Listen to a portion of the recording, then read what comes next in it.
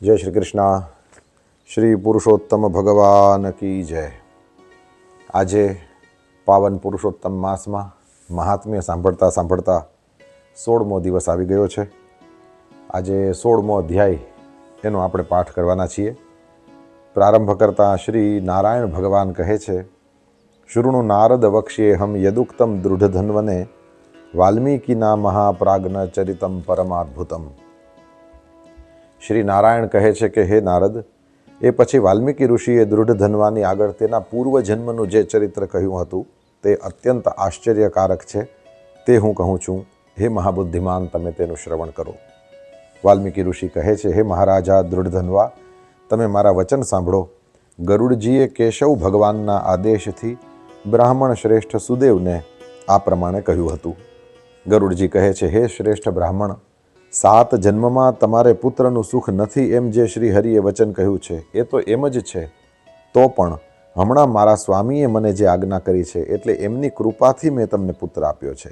હે તપોધન, તમારે ત્યાં મારા અંશથી યુક્ત એવો પુત્ર થશે જેથી આ ગૌતમીની સાથે તમે સાચા મનોરથો પ્રાપ્ત કરશો.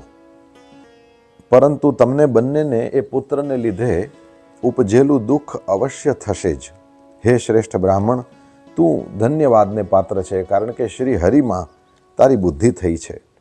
શ્રી હરિની ભક્તિ એ સકામ હોય કે નિષ્કામ હોય, પણ તે શ્રી હરિને પ્રિય છે. સકામા પ્યથ નિષ્કામા હરિભક્તિર હરેહે પ્રિયા.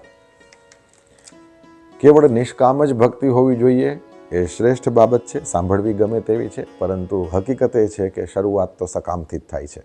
એટલા માટેથી આપણે ત્યાં પ્રત્યેક ઉપાસનાના જે સ્તોત્રો, પાઠ, મંત્ર વગેરે જે કંઈ આવે છે, દરેક વસ્તુની અંદર પહેલાં આ કરશો તો આ ફળની પ્રાપ્તિ થશે, આ કરો તો આ ફળની પ્રાપ્તિ થશે તેવું આવે છે. તો શ્રી હરિની ભક્તિ છે તે સકામ હોય કે નિષ્કામ, શ્રી હરિને પ્રિય છે કારણ કે તે ભક્તિ છે. મનુષ્યોનું શરીર પાણીના પરપોટા જેવું ક્ષણભંગુર છે. એવા શરીરને પ્રાપ્ત કરીને જે મનુષ્ય શ્રી હરિના ચરણનું હૃદયની અંદર ચિંતન કરે છે તે ધન્યવાદને પાત્ર છે.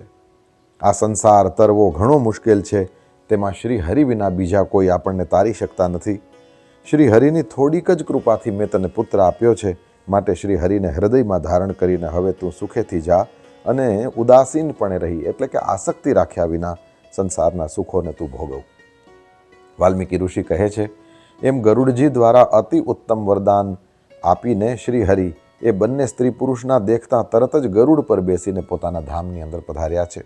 અને સુદેવ પણ પોતાના મનમાં જે હતું તે જ વરદાન, પુત્ર સ્વરૂપ એ વરદાન મેળવીને પોતાના ઘરે ગયો છે અને ગૃહસ્થાશ્રમનું ઉત્તમ સુખ ભોગવવા લાગ્યો. કેટલોક કાળ ગયો તે પછી તેની પત્ની ગૌતમીને ગર્ભ રહ્યો છે અને 10મો મહિનો આવતા એ ગર્ભ પરિપૂર્ણ સ્થિતિએ પહોંચ્યો છે. પ્રસવ કાળ પ્રાપ્ત થયો ત્યારે ગૌતમીએ ઉત્તમ પુત્રને જન્મ આપ્યો છે.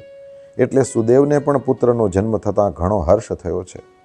એણે શ્રેષ્ઠ બ્રાહ્મણોને બોલાવ્યા, પુત્રના જન્મના સંસ્કારના બધા જાતકર્મ સંસ્કારવાળા કર્મો કરાવ્યા, સંસ્કારો કરાવ્યા, ઉત્તમ પ્રકારે સ્નાન કર્યું. બ્રાહ્મણોને મોટા બધા દાન દીધા છે. પછી તો બુદ્ધિમાન સુદેવ બ્રાહ્મણોને સ્વજનોને સાથે રાખીને પુત્રનું નામ પાડવાની તૈયારી કરે છે.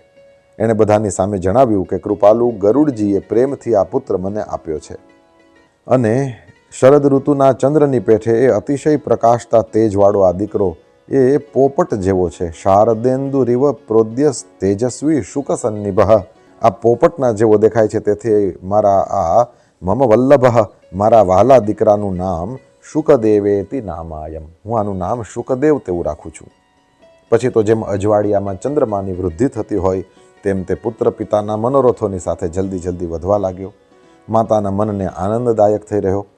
સમય થયો ત્યારે પિતાએ તેને જનોઈ આપી છે. હર્ષથી ગાયત્રી મંત્રનો ઉપદેશ કર્યો છે અને એ દીકરો પણ વૈદિક સંસ્કારને પ્રાપ્ત કરીને બ્રહ્મચર્ય વ્રતનું પાલન કરવા લાગ્યો છે. એ વેળાએ બ્રહ્મચર્યના તેજથી યુક્ત થઈને સાક્ષાત બીજા સૂર્યનારાયણની જેમ પ્રકાશવા લાગ્યો. પછી તો તેણે વેદાધ્યયન શરૂ કર્યું. બુદ્ધિનો તો તે સમુદ્ર જ હતો, તેમજ ગુરુદેવની ઉપર એ પ્રેમ ધરાવતો હતો. ગુરુદેવનો એના ઉપર પ્રેમ હતો, તેથી એ કુમારે પોતાની શ્રેષ્ઠ બુદ્ધિ વડે પોતાના ગુરુદેવને ખૂબ પ્રસન્ન કર્યા છે. માત્ર ગુરુદેવના એક જ વાર કહેવાથી તેણે સઘળી વિદ્યા પ્રાપ્ત કરી લીધી છે. સકૃન નિગદ માત્રેણ વિદ્યામ સર્વામ ઉપેયવાન. વાલ્મીકી ઋષિ કહે છે, એક વખત કરોડો સૂર્યના જેવી કાંતિવાળા દેવલ મુનિ તે સુદેવને ત્યાં આવી ચડ્યા. એમને જોઈને હર્ષથી સુદેવે તેમને દંડવત પ્રણામ કર્યા છે. અર્ઘ્ય પાદ્ય વગેરે પૂજા સામગ્રી દ્વારા વિધિપૂર્વક મુનિની પૂજા કરી છે અને એ મહાત્મા દેવલ માટે થઈને આસન ગોઠવ્યું છે. દેવ સરખા દેખાતા તે દેવલ એ આસન પર બેઠા છે. એ વખતે પોતાના પગમાં પડેલા એ કુમારને જોઈને દેવલ ઋષિ એમ કહે છે, અહો સુદેવ, તું ધન્યવાદને પાત્ર છે. તારા ઉપર શ્રી હરિ પ્રસન્ન થયા છે, જેના કારણે થઈને તું દુર્લભ એવા સુંદર પુત્રને પ્રાપ્ત થયો છે. આવો પુત્ર મેં ક્યાંય પણ કોઈનો પણ જોયો નથી. આ વિનયવાળો, બુદ્ધિમાન, સુંદર બોલનારો અને વેદાધ્યયન કરવાના સ્વભાવવાળો છે. એમ કહીને તેણે કુમાર પ્રત્યે કહ્યું કે હે પુત્ર, આવ તારા હાથમાં આશ્ચર્યકારક શું છે એ હું જોઉં. એમ કહીને એમણે કુમારનો જમણો હાથ પોતાના હાથમાં લીધો છે, જોયો છે અને પછી કહે છે કે આ તારા જ હાથની અંદર ઉત્તમ છત્ર, 2 ચામરો અને જવની સાથે કમળ છે. ખરેખર આ બહુ શુભ ચિહ્નો છે.